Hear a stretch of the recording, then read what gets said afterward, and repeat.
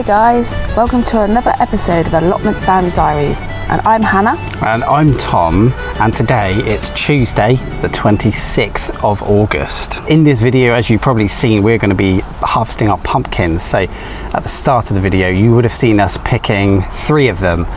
They were the warty goblin pumpkins. Now, all of our pumpkins, the warty goblins and the zombie pumpkins, were sown on the 31st of March, and they're ready. But everybody's having this problem. It's the weather, isn't it? I was hoping to be harvesting these around Halloween.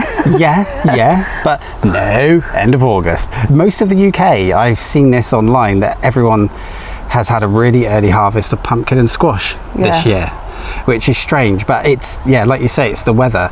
And we had an incredibly early start to the summer, didn't we? We did, yeah. Now, we've got some renovation work going on at Allotment Family Diary HQ. If you do want to have a look at that, we're having our kitchen redone. Tilly's designed it. It's really nice. It's a nightmare though. Consider becoming a channel member and you can see all the behind the scenes vlogs, what's been going on at home. And yeah, what an absolute nightmare it's been for us, but it's all fun. So we have been living in our caravan on the coast, just to escape the madhouse. But before we went there, we picked 3 pumpkins because these were the biggest ones. Yeah, and I was just slightly concerned that we're going to be away and you never know, sticky fingers. Yeah, we had a problem last year with a thief at our allotment site, and they have been evicted, thankfully, but they were pilfering a lot of fruit and veg from people. So we were maybe a bit paranoid about the pumpkins being stolen, but I don't know. It's best to be safe than sorry. Yeah, I guess. Well, we've put a lot of effort into them. You know, when you put a lot of effort into something, you know, you do tend to worry a little bit. Yeah, definitely. So we picked 3 already. We are going to pick the rest today, and we wanted to show you because it's like you say, we put a lot of effort into these pumpkins. We've never grown warty goblin or zombie pumpkins before. This is the first time for us. So the problem is going to be storing them, isn't it, really? It is, because obviously we don't have a kitchen at the moment. We can't really do any proper cooking. Yeah. So you've made some room in the back room where you do your stuff. In the studio. So my editing studio is just going to be full of pumpkins now, which will be fun. But it is cool, it is dry, and they should store until Halloween. Yeah. We could try eating a couple. I mean, you know, we could roast them. Yeah, we haven't really got oven, but we have got the air fryer. Yeah, we could air fry. I could probably chop up a small one just so we can taste it. Yeah, see what it's like. Yeah. But I'd rather wait until I've got a proper oven. Yeah, till we've got a kitchen again and we can actually cook meals. So anyway, shall we do the deed? Let's do it. Yeah, let's do the deed. Here we are back at the pumpkin patch. So you might notice a lot of the leaves are covered in powdery mildew. We gave up with trying to deal with it in the end. And to be honest, I think the plants have done their job. Really, with the pumpkins, you can see most of them, they're just ready. They just need to be picked, don't they? Yeah. Yeah, and if you saw in the last video, check that one out. One of our zombie pumpkins won Best in the Allotment Show, which we're quite pleased about, because we never won anything that big before. So Hannah's going to do the honours today, because you see me do some at the start of the video. But let's look at a zombie and see what they've come out like. Let's try and get the end a bit there. So generally you want to try and leave at least an inch of the stalk, because otherwise they will just rot in storage. Look at that. Look at the texture on that. They're so gnarly, aren't they? They're so gruesome. Yeah. Do you think they're cute for Halloween? I think they will. I think we'll be okay. I've been reading up about this, and let us know in the comments, guys, about storage, how you store yours. I want to eat some of them, but I want to keep a couple for Flo for Halloween. Yeah, to have a nice display of pumpkins outside the house or something. So yeah, we'll keep picking. There's quite a few to pick. There are 2 green ones, but we're going to pick those, but I'll talk about what we're going to do with those in just a moment. Oh, it's tough.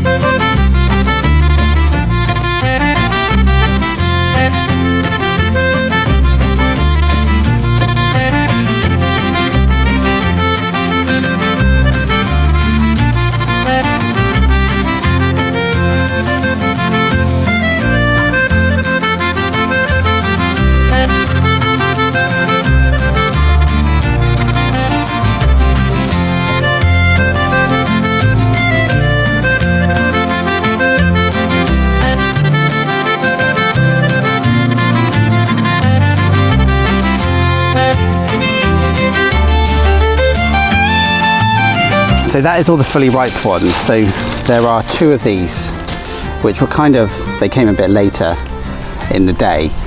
But yeah, they're not fully ripe, but apparently you can ripen them off the vine.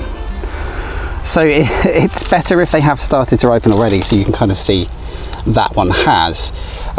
But you want to put them in a warm, sunny place, well ventilated, and turn it every few days maybe to get the ripening even over the whole pumpkin. So again, it's worth trying, isn't it? Yeah, definitely. Give this a go, see how it works.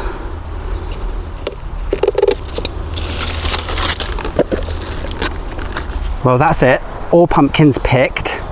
This patch, I think all we need to do is just clear off all these dead leaves and things. We're not going to put them in compost because apparently powdery mildew can sit in the soil. But this is one plot now that we can prep for next year, really. Maybe get some nice horse manure on the go or something. Yeah, dig it in and cover it up. Yeah, it's all about feeding the soil, isn't it? Mm-hmm. We'll clear that and then that's good to go. There we go. 17 pumpkins. 3 at home, 20 altogether. 20 pumpkins from 8 plants. Yeah, so 4 of each we had. They vary in size, but we've got another 3 big ones at home. Yeah. But I think it's kind of cute to have little ones as well. It is. I think that's the thing for like a visual display at Halloween. Having the tiny ones just kind of adds to it and makes it look more impressive. So yeah, very, very pleased with these. Yeah, they've turned out really nicely. And we'll keep you guys updated about the green ones and see if they ripen properly as well. I think obviously we're going to take them all home now. Not going to leave them in the shed because the mice like to drill into them and eat the seeds apparently. And also we'll let you know if they taste good. Anyway, you pleased? Yeah. Yeah. Roll on Halloween. Yep. So yeah, really pleased with that pumpkin haul. Look at them all. Look, oh, this looks so cool. I can't wait for Halloween. So when we were up here the other day, picking those 3 that you see at the start of the video, Han had a mammoth weeding session. So we've been weeding the plot, just keeping on top of things. Because although we haven't had much rain, where we've been watering, obviously weeds have been coming up around the plants. Whilst Han was doing that, I was doing a bit of work on our greenhouse. So as you guys probably remember, we had a spider mite infestation. So we got rid of our aubergines. They were kind of at the end of their life anyway. We had some crystal lemon cucumbers in here as well, and they've all gone, so they've been pulled up. The only thing that remains is a Mycera pepper, but I have refreshed the soil and added some new additions, so let's have a look at those. So the Mycera pepper is still there, and if you can see that damage on the leaves, I've got a feeling this could be due to the spider mites, or perhaps they're just getting too much sun in here. The ones in the polytunnel are absolutely fine, so it's either spider mites or too much sun. Let me know in the comments if you have any idea what could be causing that. I doubt it's nutrient deficiency because they get fed regularly with chili and pepper focus. And anyway, here are the new additions. So it's the Machu Picchu's that we had in the polytunnel. So since they've been in here, they have actually bushed up a little bit from what I can see. You can see there's a ripe one there. These peppers are actually very tasty. The insides of them are like almost an orange color, and they have like almost like a taste like licorice, I would say. They're not that spicy either, so they are very nice. But I just thought, you know, it's making use of the space rather than leaving the greenhouse to be vacant for the rest of the year. We got some chilies in here, and they will probably ripen better as well, I would say, because they're going to get more sun.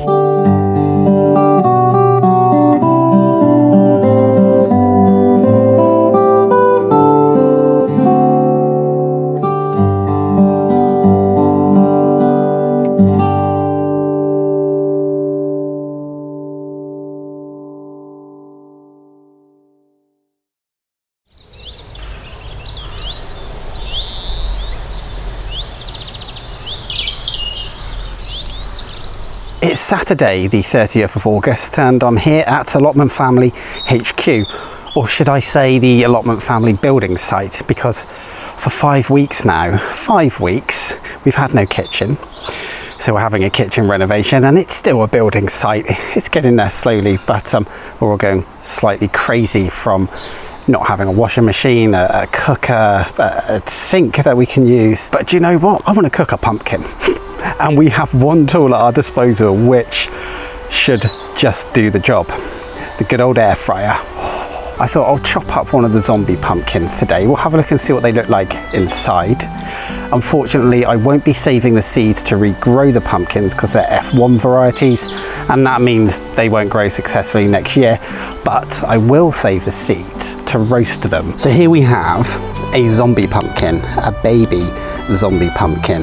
Now, as I have already said in several videos, the watery goblin and the zombie pumpkin are supposed to be best enjoyed roasted, so we'll try that in the air fryer today.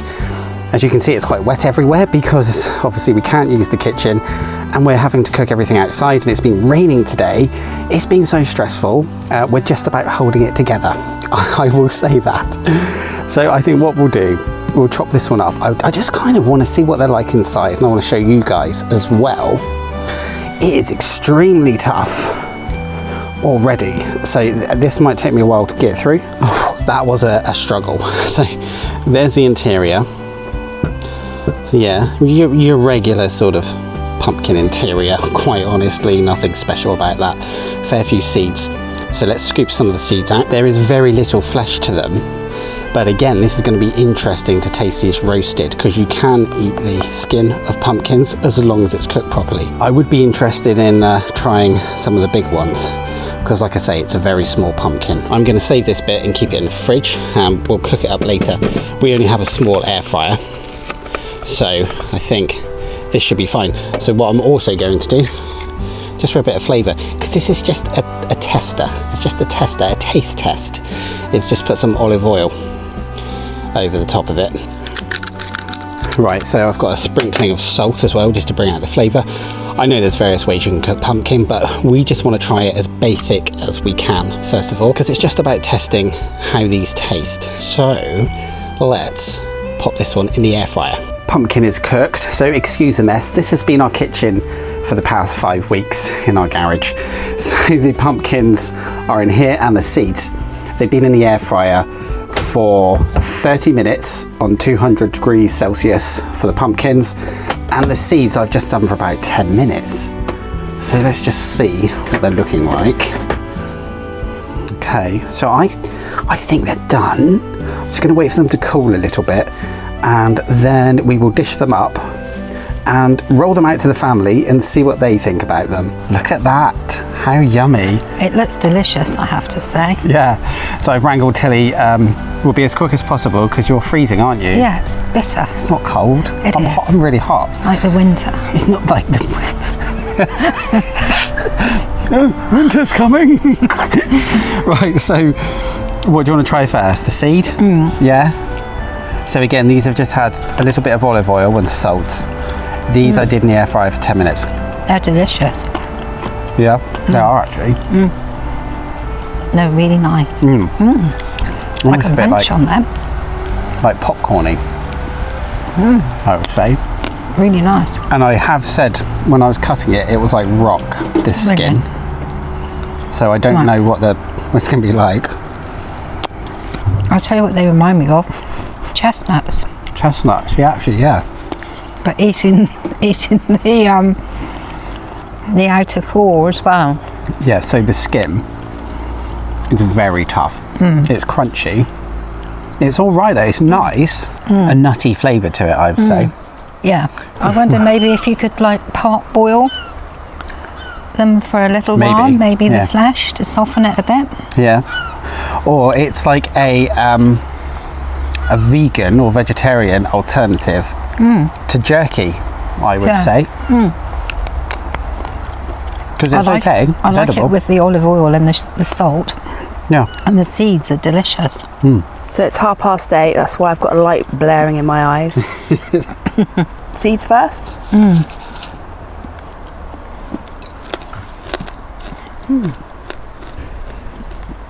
I could eat that as like a little snack. Yeah, they're delicious, aren't they? And with the oil and salt, it's lovely.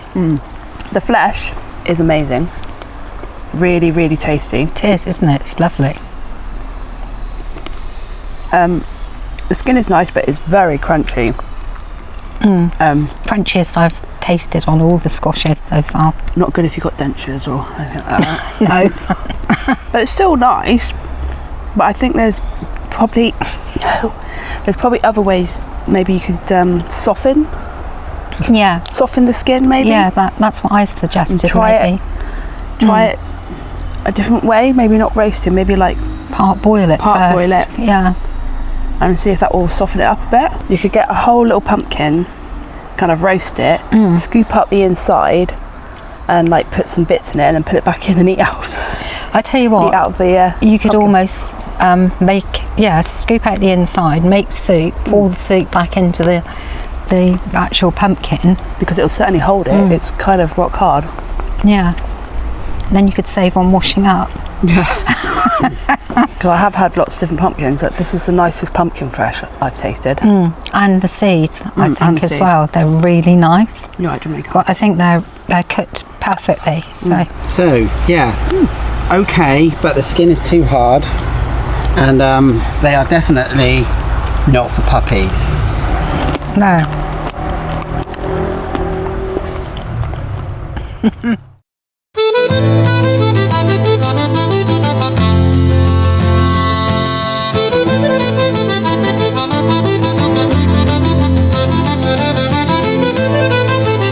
Today it is Wednesday the 3rd of September, and in about 2 weeks time, on the 22nd of September, it is officially autumn. Like 2 weeks time, like this summer has flown by. And I was like thinking to myself, you know, it almost feels like, I don't know, not done much this year. I know we have. I know we've had some really good crops this year, apart from the onions and the garlic. Not so much the garlic, the onions. We don't talk about the onions. But other than that, it's been good. We've had some good crops, I think. But I don't know. I mean, do you guys feel this? Let me know in the comments. It's like we've had summer. We've done stuff, like, you know, you've grown things and that, but I don't know, you feel like you could have done more. You feel like you could have made more of the season, but already we're at the point in 2 weeks time that it's autumn. I mean, there's lots more to do in autumn and throughout winter as well, especially for us, because we've got a brand new plot that we're going to be working on. Because it's been so dry for weeks now, you just haven't been able to dig anything at all. But that's good. I'm not going to moan about that. I'm not going to have a British moan about the weather, because this time the rain is a good thing. So coming up to autumn, the other thing, this is that time of year. Now, we had this last year. Blight, isn't it? It's blight. So potatoes, tomatoes in particular. Last year we had blight on our tomatoes, and a few days ago I was up here, I was in the polytunnel. I thought I must pick some tomatoes and I must prune them, and upon looking at one of the tomato plants, one of the honeycombs, I noticed a huge patch of mold, and I immediately thought, that's it, it's blight, here we go, it started again. If you remember a couple of months ago, I said I'm not going to get disappointed about things up here. It's just the way it works, you know, it's nature, and blight setting in, if it does, it does. You know, we had it last year. It's not a massive issue. We're just going to lose a few tomato plants. We've got another 7 at home. Because I was pruning the tomatoes anyway, I thought, do you know what, I'm going to get rid of this plant just in case. If it spreads to the others, it spreads to the others, you know, then they have to come up. Whatever, it's whatever. So that plant has come up, and I have trimmed back the other tomato plants in there. They almost just look like sticks at the moment. They're still doing their thing, so I'm just going to push them as far as I can into autumn, maybe winter if we're lucky, but I doubt that.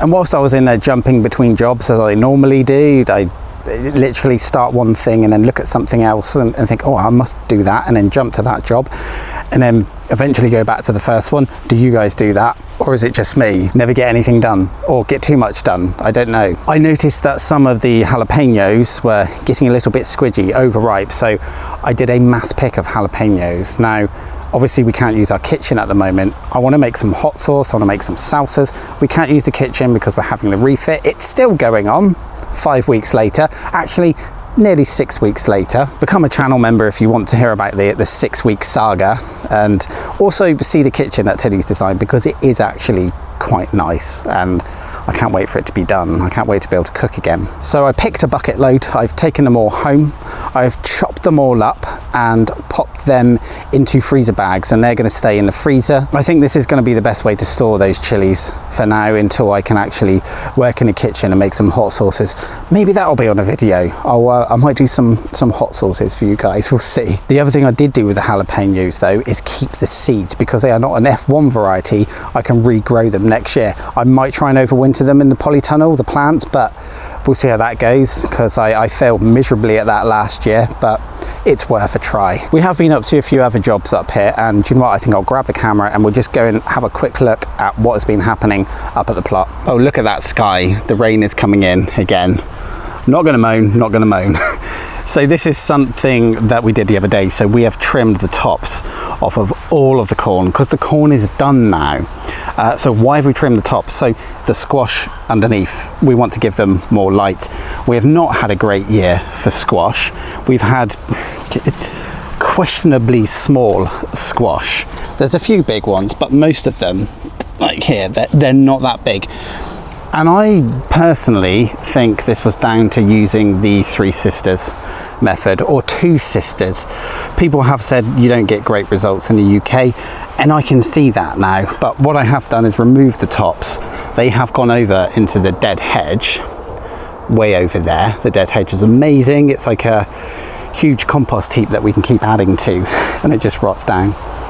But this is to allow the squash more light. I'm not pulling the corn plants entirely because I don't want to disturb the squash. I don't want to damage anything by mistake. So they're going to stay here for now, and once the squash are done, then we can pull up the corn and then dig that plot over, ready for next year. Hi Chase, hello. Haven't seen, yeah, hi, hello. Haven't seen you for a while. Where have you been? It's raining, isn't it? You don't want to go out. So if I go back into the polytunnel, which you saw us film a couple of days ago, I've been keeping an eye on the peppers in here, because, let's have a look. Look at this one, it's just got really tall all of a sudden. Up here in particular. So look at this damage. So you can tell we're getting cooler nights and cooler days because the slugs are coming out. Look at this. So it is slug damage. This, for example, so there you go. We are finding a lot of peppers with this slug damage. We even found one the other day. When we opened it up, the slug was still inside it. The other thing we're finding is we were watering these peppers maybe every other day during the peak of the summer, and now I would say once a week perhaps. But there are still lots of peppers to come.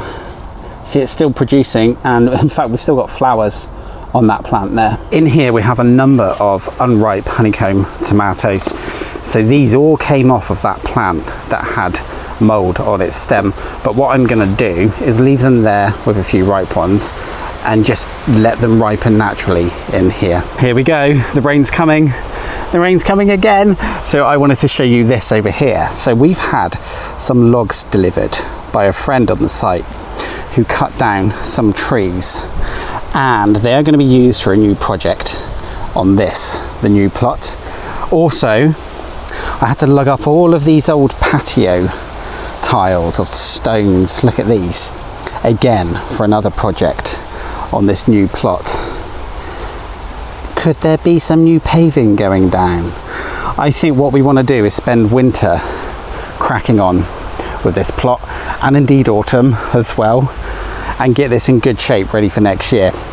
We have some new plans for this plot, but I think what we'll do is tell you that in another video. Look, there's a beautiful rainbow, and it's almost as if it's pointing down to the new plot over there, perhaps to show beautiful new beginnings on the new plot for next year. Always nice to see a rainbow. So guys, thank you so much for watching this video. As always, drop it a like if you enjoyed it, and consider subscribing. We upload once a week, and we'll keep uploading throughout the autumn and the winter as well. And please do leave a comment as well, even if it's just a smiley face. Let us know if you enjoyed the video, because it all helps in the strange madness that is the YouTube algorithm, and helps push us out there to an audience that may not have yet discovered us and perhaps might quite like our videos. Anyway, this is me, Tom, I'm signing off, and I will see you next week for another video. Take care, guys. Bye.